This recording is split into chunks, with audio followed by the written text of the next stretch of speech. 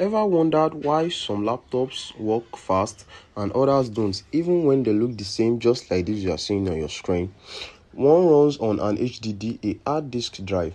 It has moving parts which makes it slow, booting takes minutes and apps open late, and multitasking feels frustrating.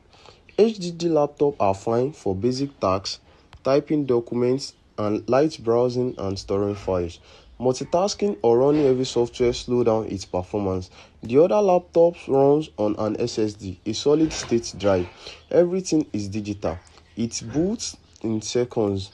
An app opens instantly and multitasking is easy. Same laptops, different storage, completely different experience. If your laptop feels slow or freezes often, it might not be old, it might need the right drive.